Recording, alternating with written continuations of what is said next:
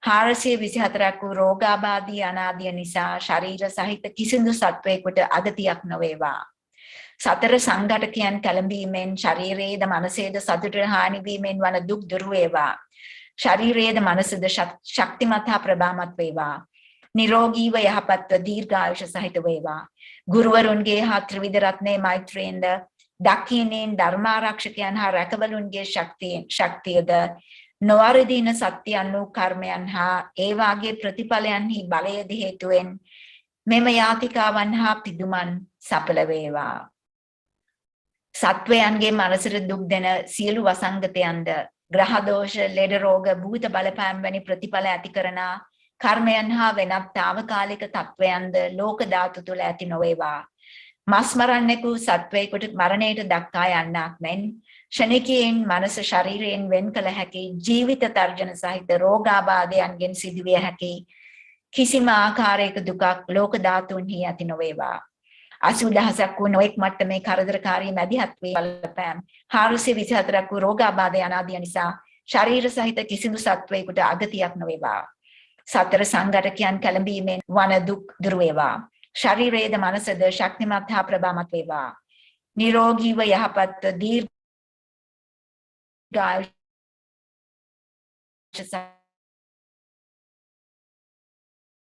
සහිත වේවා. ගුරුවරුන්ගේ හා ත්‍රිවිධ රත්නයේ මෛත්‍රියද දක්ෂිනින් ධර්මාරක්ෂකයන් හා රැකවලුන්ගේ ශක්තියද නොවරදින සත්‍යයන් වූ කර්මයන් හා ඒවායේ ප්‍රතිඵලයන්හි බලයද හේතුවෙන් මෙම යාතිකාවන් හා පිදුමන් සඵල වේවා. සත්වයන්ගේ මනසට දුක් දෙන සියලු අසංගතයන්ද ග්‍රහ දෝෂ ලෙඩ රෝග භූත බලපෑම් වැනි ප්‍රතිඵල ඇති කරන කර්මයන් හා වෙනත් తాවකාලික තත්වයන්ද ලෝක ධාතු තුල ඇති නොවේවා.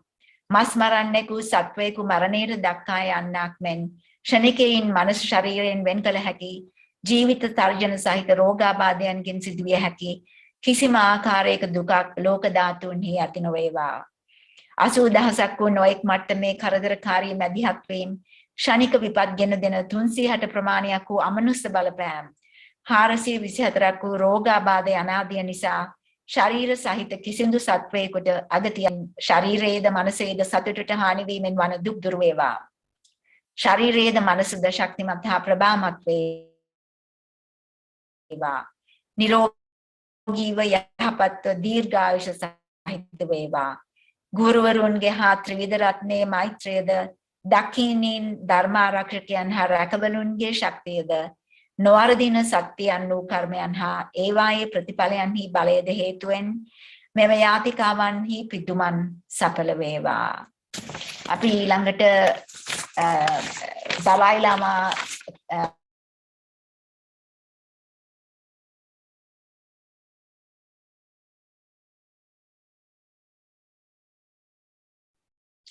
ශරීරයේද මනසේද දුකයන් වසංගත වූ සෑම තන්හිම වෙසනා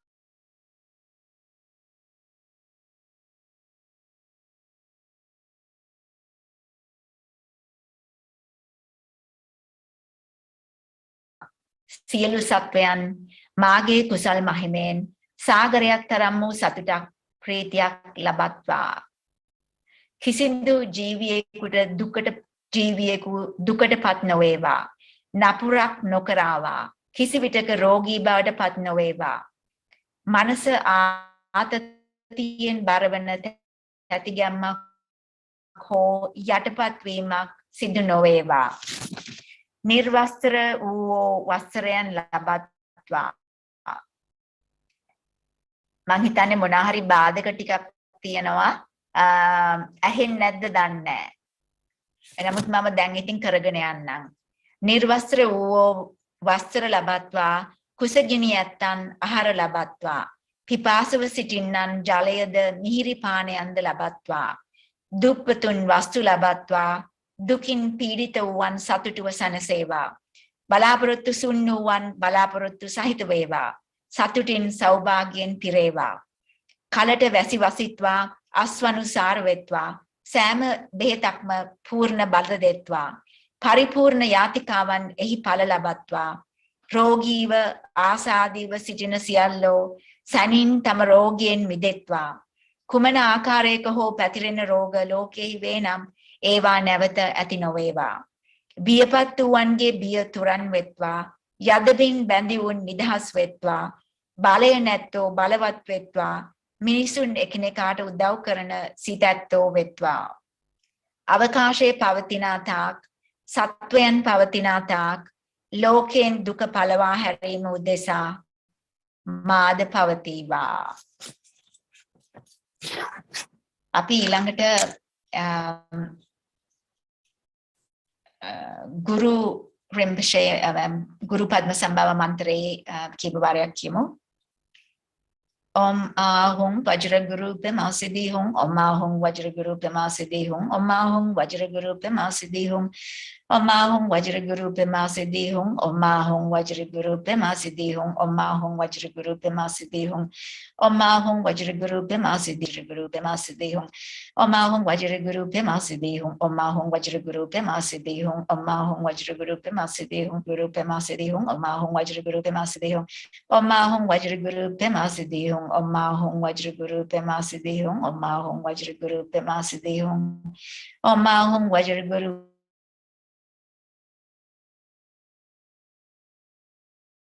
Pema Siddhi Hung. Om Ahung Vajraguru Pema Siddhi Hung. Om Ahung Vajraguru Pema Siddhi Hung. Sudu Tara Mantre. Om tare tu re mama ayur punya jnana pushtim kuriye soha. Om tare tu re mama ayur punya jnana pushtim kuriye soha. Tare tu re mama ayur punya jnana pushtim kuriye soha. Om tare tu re mama ayur punya jnana pushtim kuriye soha. Om tare tu re mama ayur punya jnana pushtim kuriye soha. Baisatji Guru Mantre. Tadyata Om Baisatji Guru Vaidurya Prabha Rajaya Tatyagataya Arahate Samyak Sambuddhaya.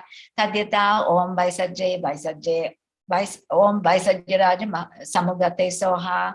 Tadyata Om Baisatji Maha Baisatji Raja Samugate Soha. Tadyata Om Baisatji Maha Baisatji Raja Samugate Soha. Tadyata Om Baisatji Maha Baisatji Raja Samugate Soha. Tadyata Om Baisatji Maha Baisatji Raja Samugate Soha. Tadyata Om Baisatji Maha Baisatji Raja Samugate Soha. Tadyata Om Baisatji Maha Baisatji Raja Samugate Soha. Tadyata Om Baisatji Maha Baisatji Raja Samugate Soha. Tadyata Om Baisatji Maha Baisatji Raja Samugate Soha.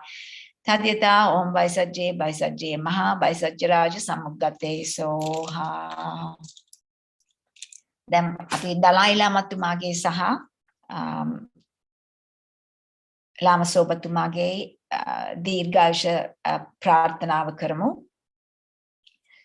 හිමවැකි ගිරි ශිඛරයෙන් වට වූ බිමෙහි ඔබවේ සියලු සතුටෙහිද යාපතෙහිද හේතුව සියලු ශක්තියෙන් හෙබි චෙන්රේසික් tension gyatso මුනිවරයාණෙනි හිඳුණු මැන කෙලවරක් වනතුරු සසර. ලාමා සෝපතුමා ගේ දීර්ඝායුෂ සඳහා අපිට බුදුන් දහම් සංගුණ යන්න සරණ යන්න හැකි ප්‍රමාණයක් එහෙම ගිහිල්ලා ඒක ඒ ප්‍රාර්ථනාව වෙනුවෙන් කැප කරන්න කියලා ඉල්ලීමක් කරලා තිබුණා FPMT එකෙන් දවස් 2-3කට ඉස්සෙල්ලා. ඒකෙන් හින්දා ඒක කරුණා කරලා කියන්නේ අපි හිතලා හරි නැත්තම් මේ ගැන ටිකක් යොමු කරන්න ඔයගලගේ අවධානය. ඔබ අනුව යන්නන්ගේ දැහැමි ගමන ආරක්ෂා කරන සියල්ලන් වෙනුවෙන් අසීමිතව කැපවීමක් කරන ඔබ මංජුනාථයන්ගේ ජයග්‍රාහී ධර්මය පෝෂණය කරමින් ආරක්ෂා කරමින් එය පතුරවමින් ත්‍රිවිධ රත්නයට ගෞරවයෙන් අතිවිශිෂ්ට යාතිකාවන් ශූරව නිම කරන ඔබ මා සහ අනෙකුන්ගේ ඔබගේ සිසු අනුගාමිකයන්ගේ ගැලවුම් කරවානෙනි දිගු කාලයක් හිඳුණු මැනවි.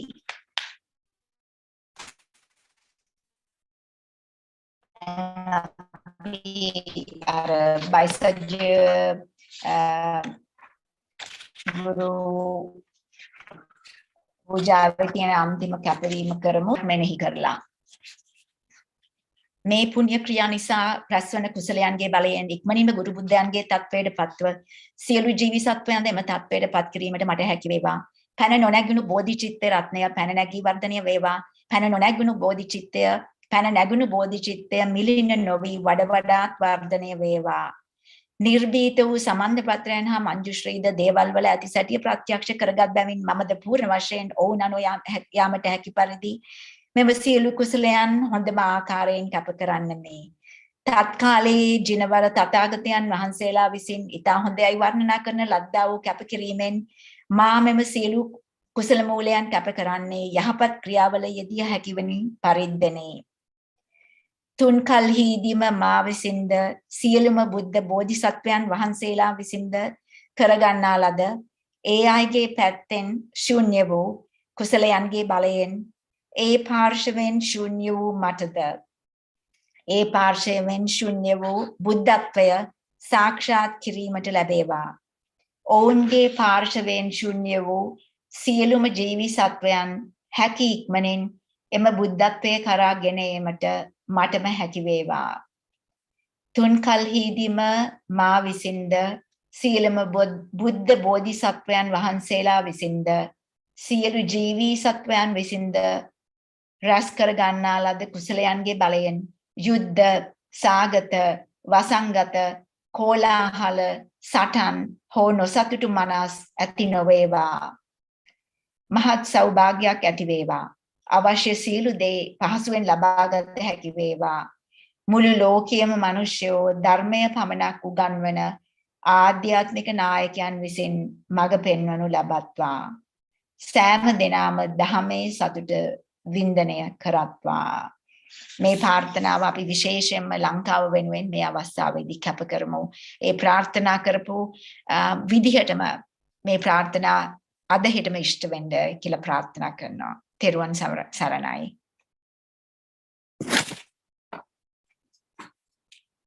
So I'm going to hand over to whoever is going to do the prayers next time. I'm really sorry if the internet was a little unstable.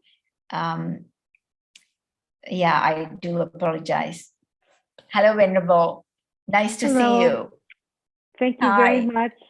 How are you?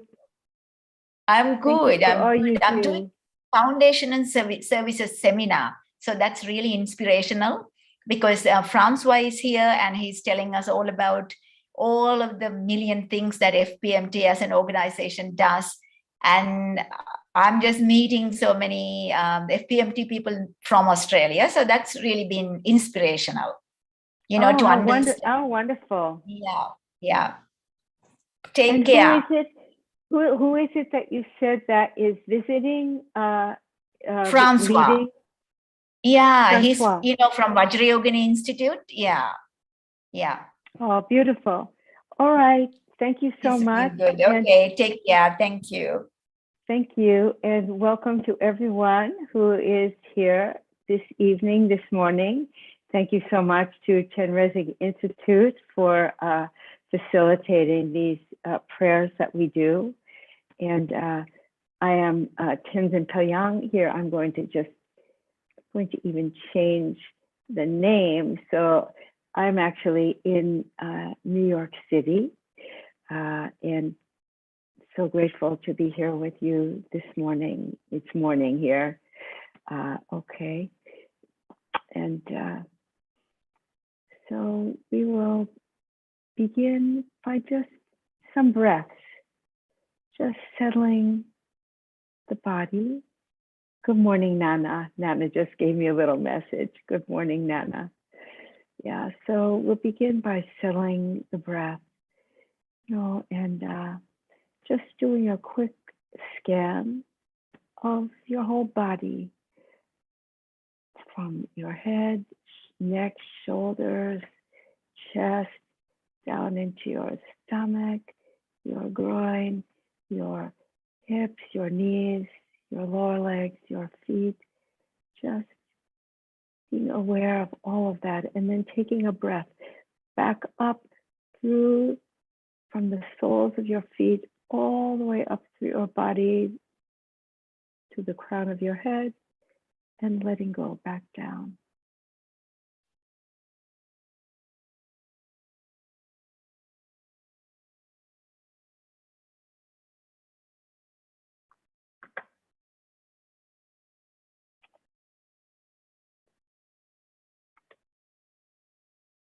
Now we'll begin with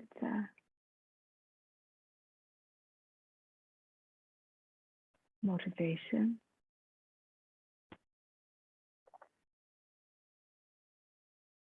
So we do these prayers this morning,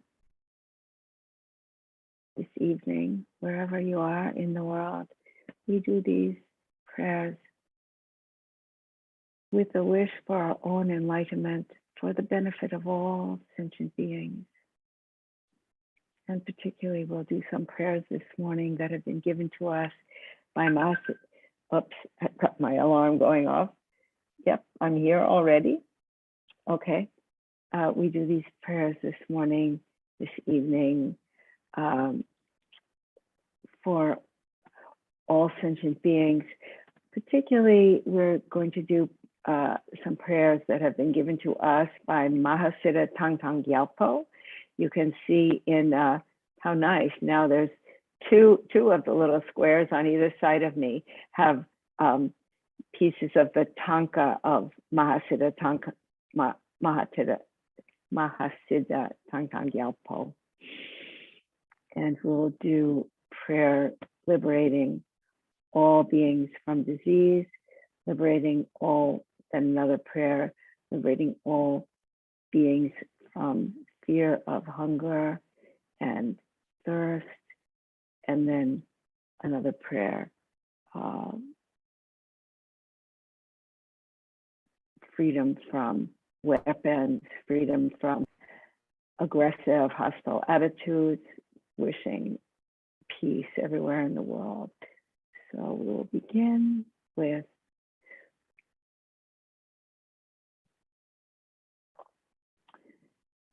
first we will begin with a Lamrim prayer that has been given to us by Dorje Chang Losang Jinpa, a direct meditation on the graduated path containing all the important meanings. Essence encompassing all the Buddhas, originator of all the holy Dharma of scripture and realization, principle of all the Aryas intending virtue, in the glorious holy gurus, I take refuge.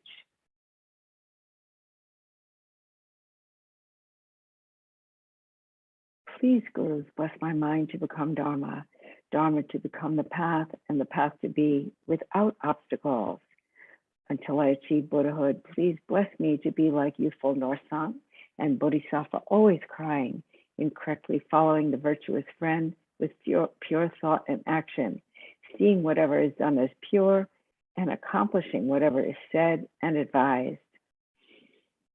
And as you may notice, I pause a little bit between each verse to give us a chance to integrate, do a little mini integration.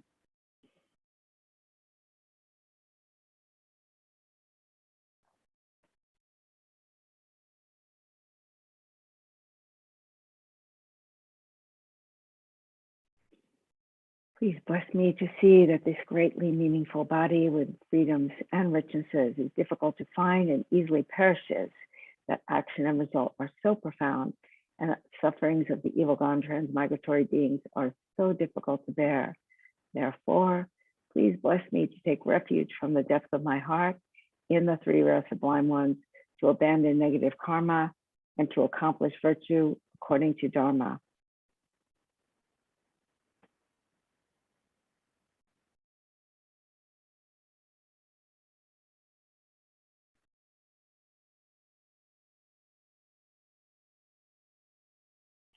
Independence upon that, even if I achieve the mere higher rebirth of a devil or human, I will still have to experience suffering endlessly in samsara because of not having abandoned and being under the control of the disturbing thought obscurations. Therefore, please bless me to reflect well upon the way of circling in samsara and to continuously follow day and night the path of the three types of precious trainings, the principal methods for becoming free from samsara.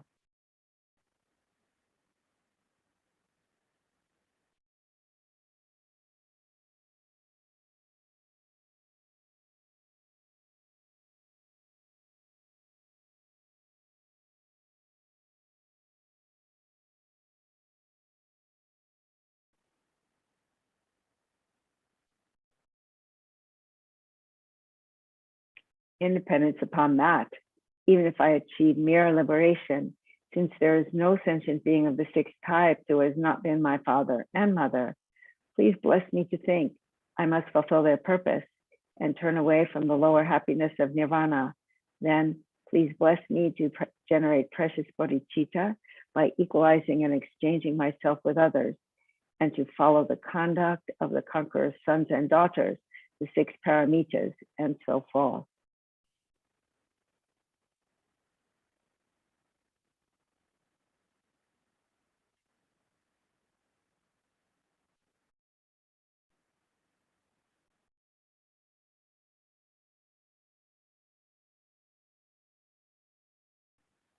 Having trained my mind in the common path in that way, I will not be upset even if I have to experience the sufferings of samsara for a long time. However, please bless me to look at sentient beings with extraordinary, unbearable compassion and to enter the quick path of the Vajrayana teachings. Then please bless me to protect my vows and samayas more than my life and to quickly accomplish the unified Vajradhara state in one brief lifetime of this degenerate time.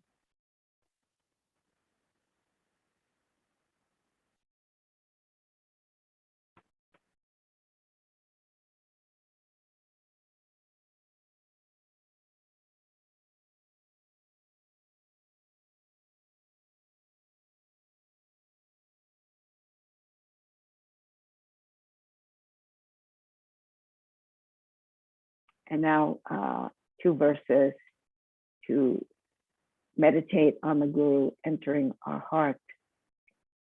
May I not give rise to heresy for even a second in regard to the actions of the glorious Guru. May I see whatever actions are done as pure. With this devotion, may I receive the Guru's blessings in my heart. Magnificent and precious root Guru, please abide on the lotus seat at my heart. Guide me with your great kindness and grant me the realization of your holy body, speech, and mind.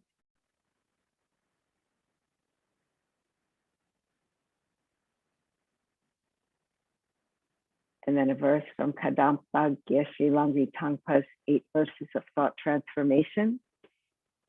Determined to obtain the greatest possible benefit from all sentient beings who are more precious than a wish-fulfilling jewel, I shall hold them most dear at all times.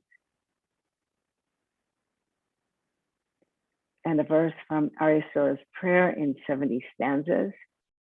May I become like a wish-granting jewel, fulfilling all the wishes, and like a wish-granting tree, fulfilling all the hopes of transmigratory beings. And now some verses from Shantadeva's Guide to the Bodhisattva's Way of Life. May I be a savior for those who lack a savior, a guide for all the beings who enter our road, a boat, a ship, and a bridge for those who want to cross the water. May I be an island for those who seek the safe shore of an island, a light for those who want a light, bedding for those who wish for bedding, and for all beings who desire a servant. May I become a servant of them all. May I be a wish-granting jewel and a wish-fulfilling vase, giving rise to whatever is desired, such as food and clothing, powerful mantra, accomplishing the actions of pacification, increase, and so forth.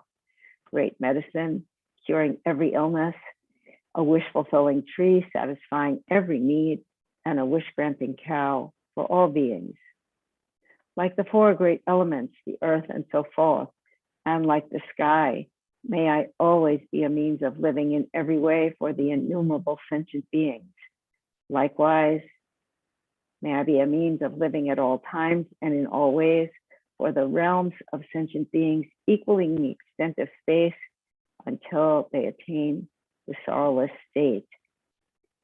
As long as space remains, as long as transmigratory beings remain, until then may I too remain to dispel the suffering of transmigratory beings.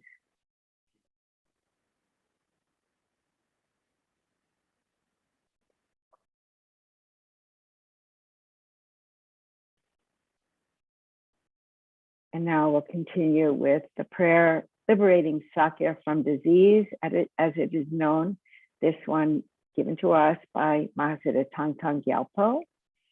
The backstory from the colophon is that once an epidemic was spreading from one person to another at the seat of the glorious Sakya monastery in Tibet, and whatever the mantric masters tried had no effect, and the monastery was in danger of annihilation. At that time, the great Lord Mahasiddha Thangtong Gyalpo performed the space refuge, recited a number of mani mantras, proclaimed the prayer that we will do following, after which the entire epidemic ceased independence upon its performance. Thereby it became renowned as the Vajra speech, radiating masses of clouds of blessing, entitled The Prayer Liberating Sakya from Disease. Excuse me, I'm going to take another drink. L'chaim.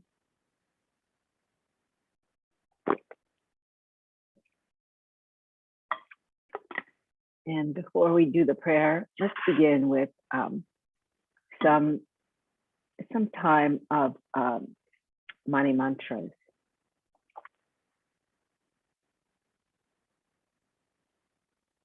Visualizing Shakyamuni Buddha above the crown, visualizing Chenrezig Buddha of Compassion above the crown of our heads, either in the miniature form, of course, as light, kind of like a hologram, can be a little bit above the crown of our head, same direction as we are, or it can be in that same level facing us, a little bit in front of us. Oh, brilliant white light of nectar and healing descending in all directions from this holy body. And then on our left, on our right, our father, our mother, all those that we know and are close to are surrounding us, behind us, as far back as we can imagine. And in front of us, as far as the eye can see, are all those that we don't know or that we may have difficulty with. And all having Chenrezigs on the crown of their heads, emitting infinite powerful rays of light and healing. Om Mani Padme Hum, Om Mani Padme Hum, Om Mani Padme Hum, Om Mani Padme Hum, Om Mani Padme Hum.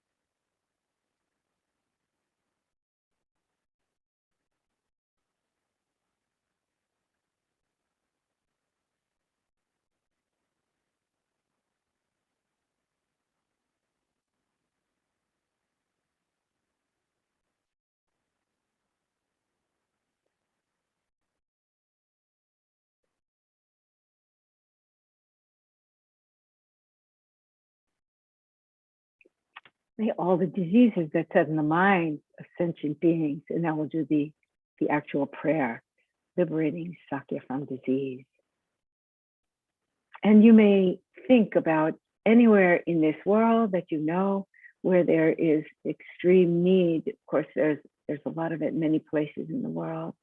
Anywhere that you may think about, either a place you know in your immediate surroundings, in your city, in your country, or anywhere in the world where there is a need for healing on an individual level or on a group level. The actual prayer liberating Sakya from disease. May all the diseases that set in the minds of sentient beings that result from karma and temporary conditions, such as the harms of Graha spirits, illnesses, and the bhutas, not occur in the realms of the world. May whatever sufferings there are from life-threatening diseases that, like a butcher leading an animal to be slaughtered, separate the body from the mind in a mere instant, not occur in the realms of the world. May all embodied beings be unharmed by acute, chronic, and other epidemic diseases, the mere sounds of whose names terrify beings, as though they had been placed inside the mouth of Yama, the Lord of Death. May all embodied beings be unharmed by the 80,000 classes of interferers, the 360 evil spirits that harm suddenly, the 424 diseases, and so forth. May whatever sufferings there are due to disturbances of the four elements, depriving the body and mind of every happiness, be totally pacified, and may the body and mind have radiance and power and be endowed with long life, good health, and well-being. By the compassion of the Guru and the three jewels, by the power of the Dakinis, Dharma protectors and guardians, and by the power of the truth of the infallibility of karma and its results, may all these dedications and prayers be fulfilled.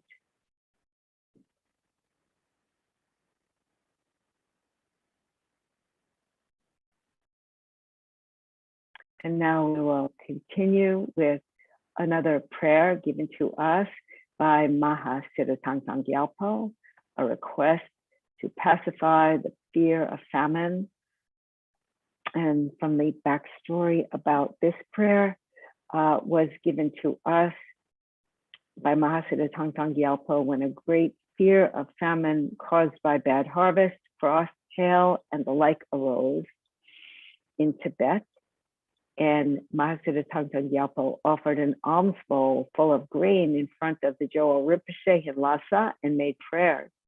As a result of this, those endowed with the appropriate karma saw Arya Avalokiteshvara, Buddha of compassion, bringing down a rain of grain from the sky over the land of Tibet. This Vajra speech that we will recite now also liberates all living beings from the sufferings of hunger and thirst. And the actual prayer.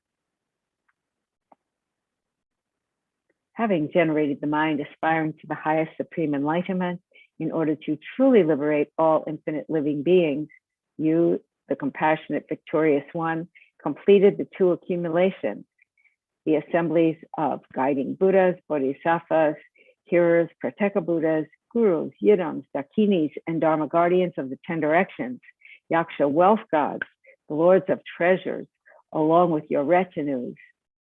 Think of these protectorless living beings of the degenerate times with love. And then, in order to truly protect these embodied beings who are tormented by the sufferings of hunger, thirst, and poverty, let fall a rain of whatever attractive enjoyments are needed: jewels, food, wealth, grains, bedding, vaccines, and so forth, on this world's land of snows, on this whole world, on all worlds in the 10 directions.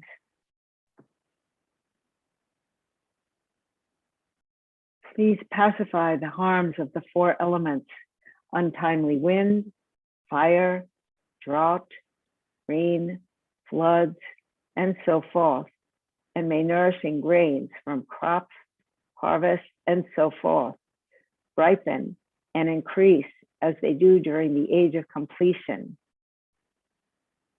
By the force of having made extensive requests with strong entreaties through the force of love and compassion, may the eon of sickness, fighting, and famine be pacified, and may we possess a happy long life, free from illness.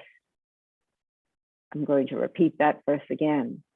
By the force of having made extensive requests with strong entreaties through the force of love and compassion, may the eon of sickness, fighting, and famine be pacified, and may we possess a happy long life, free from illness. Through the great compassion of the victorious ones and their children, and the force of the infallible truth of cause and effect, May the teachings of the victorious one spread and increase, and may all living beings swiftly attain the highest enlightenment.